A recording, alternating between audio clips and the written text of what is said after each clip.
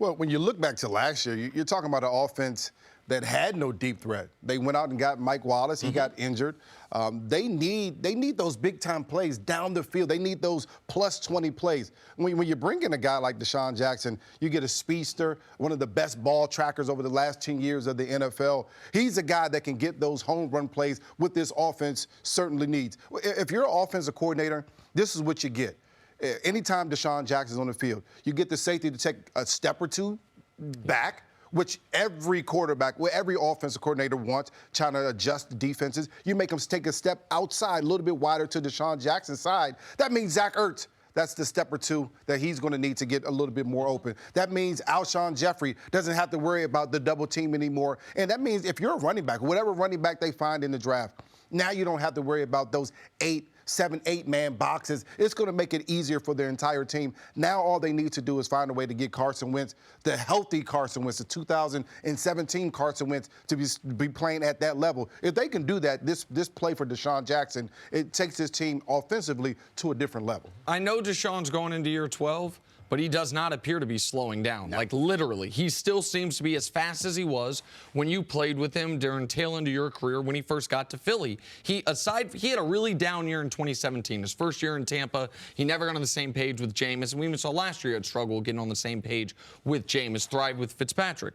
But aside from 2017, he's 18 yards per catch every single year. 4 of his 11 years in the league, he's led the NFL in that category, yards per catch. He is a huge play receiver. He's, to me, a better version of what Mike Wallace was going to be for them. And when we talk, about building your receiving core like a basketball team, I know it sounds cliche at this point, but Alshon's one position, Zach Ertz is one position because he's part of that receiving core. They can play the 3 and the 4 and get you buckets.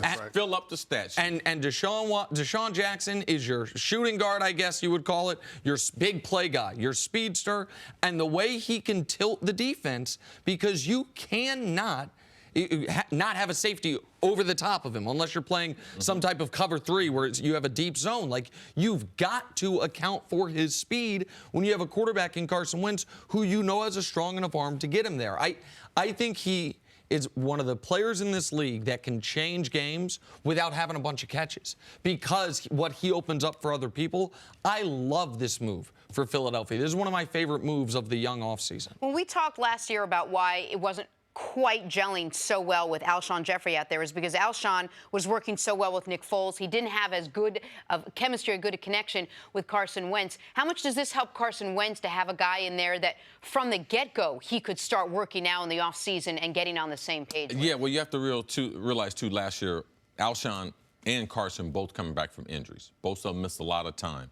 Alshon had a bad shoulder, so he missed all the offseason training camp. A lot of training camp didn't start the season. So Carson Wentz, he also came back with that knee. This will help them out. And DeSean he's like the consummate point guard who's going to make sure that you get the ball, you get the ball, you get the ball. I don't need a whole bunch of shots because my shot's going to be down the field. He's not a guy that you have to target 8 to 10 times a game. So he's the type of guy you want to add to when you have someone like Alshon, when you have someone like Zach Ertz as a tight end, who those guys would be your primary wide receivers. But, Nick, you mentioned D-Jack having the 18 yards a catch. Last year during the season, the only wide receiver that averaged 18 yards. Since he's been in the NFL, no one in NFL history has caught more passes for more than 60 yards than DeSean Jackson. His ability to turn the game around on one play, what about a punt return? So now I get some special teams value. And,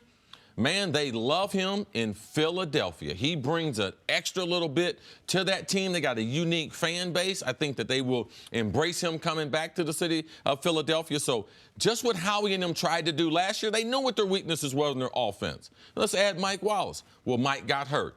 DeSean Jackson is the better version and more homegrown coming back to Philadelphia, and you get that special teams edge. I like the move. I love the fact you mentioned the special teams. You don't know what you're going to do with Darren Sproles quite yet. I think they find a way to bring him back. D-Jack is special back there. He's won a couple games already. Well, this is one thing that you have to love about speedsters.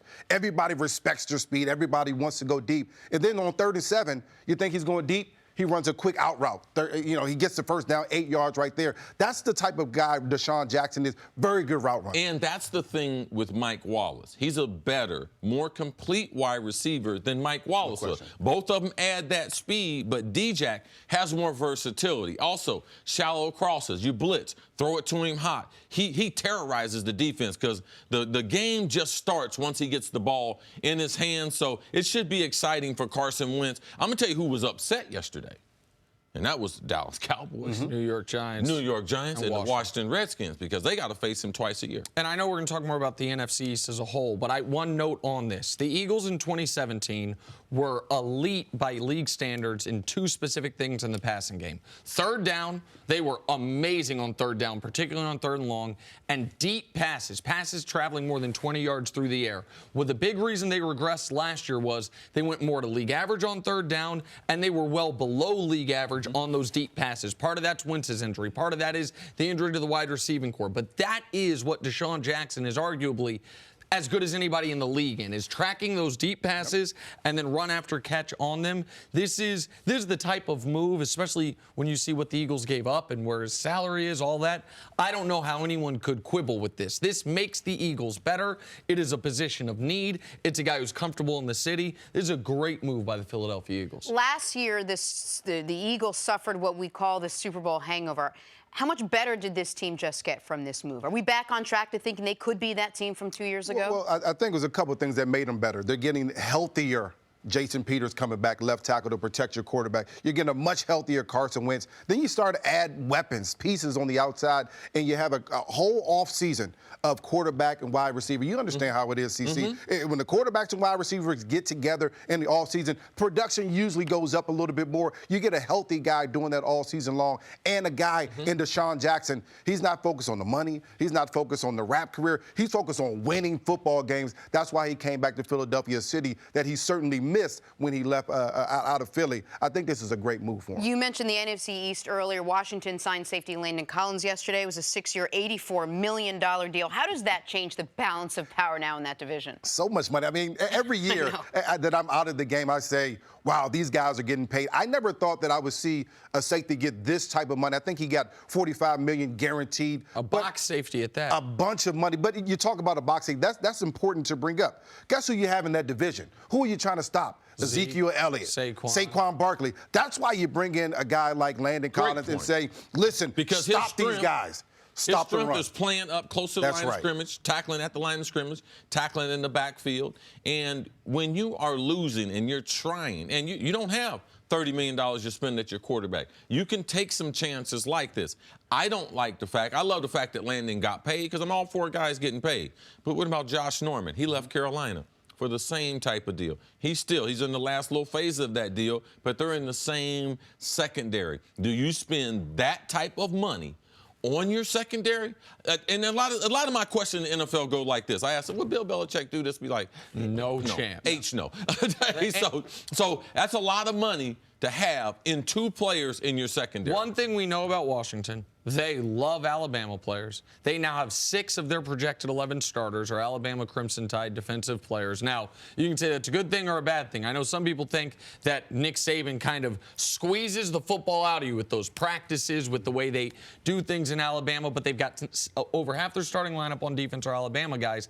I'm higher on Washington's potential than I think most people are. They were devastated by injuries last year on the offensive line, lost their running back before the season even started, and then their quarterback went down. They still won 7 games. I think the Eagles are clearly the class of the division going into the season. And then who? Cowboys? Maybe Giants? I would project that it would go Philly, Dallas, Washington, Giants. But if you were to tell me one of the teams that goes from out of the playoffs and into the playoffs, goes from 7 wins to 10 wins next year is Washington, I wouldn't be shocked by it. They haven't bottomed out despite having what I would consider bad luck or injury-wise the last couple of years. If they stay healthy and if Case can be average, I think Washington can be what up, Case? Case? If he can be average. If he can just be average. If he can be what he was. Well, that means you need a running game. Darius Guice has to come back and be completely healthy. They need some outside. The biggest thing they're trying to get from Landon Collins, you want to stop the run, you get a leader in that defensive side of the ball. Landon Collins is a team player. He's a leader.